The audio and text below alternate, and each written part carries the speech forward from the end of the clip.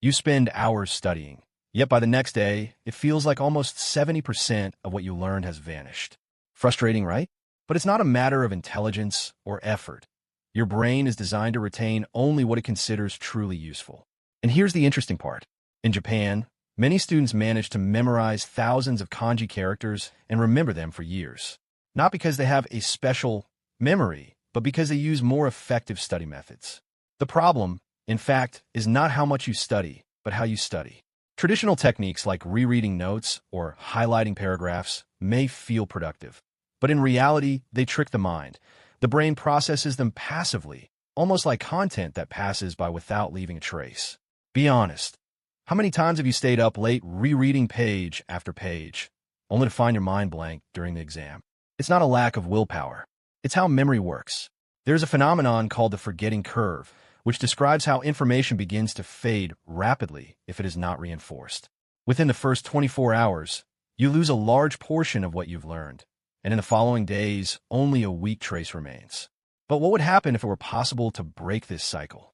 Not by studying more, but by studying differently. Some of the most effective methods are based on scientific principles used worldwide, even in very rigorous study systems, such as those in Asia. You don't need hundreds of pages of theory. Just a few strategies applied consistently are enough. Let's go through them one by one. 1.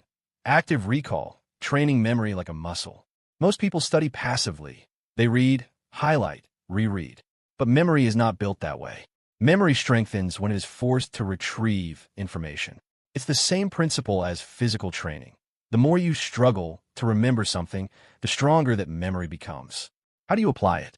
Close the book, take a blank sheet of paper, and try to write down everything you remember about a topic. At first, it will be difficult, but it is precisely this difficulty that creates stronger connections in the brain. You're not forgetting. You're training your memory. 2. Human method, the power of small steps. The Cumin method is a Japanese approach based on a simple idea, breaking study into small, consistent steps. Instead of tackling large amounts of content at once, you work every day on small portions until the concepts become natural and automatic. It's the same idea described by James Clear in Atomic Habits. Small, consistent improvements lead to huge results over time. Improving by just 1% a day ultimately changes your entire level. 3. Spaced repetition, the timing of memory. Spaced repetition works like taking care of a plant. You don't need to water it all at once, but at the right moments. You review information before it is forgotten, after 24 hours, then 3 days, then a week, then a month. Each review is not just repetition, but a reinforcement of memory. The key is to intervene exactly when the memory starts to weaken. 4. Kaizen, continuous improvement. The Kaizen principle is based on a simple idea. Improve every day, even just a little. You don't need extreme study sessions or marathon cramming. What you need is consistency, and you can start with a minimal structure. 2 minutes of active recall, 2 minutes of repetition, 2 minutes of focused study. Just a few minutes a day, repeated over time, can completely transform the way you learn. 5. Concentration, shuchu, and the focused mind. Mastery is not only about technique, but also about mindset.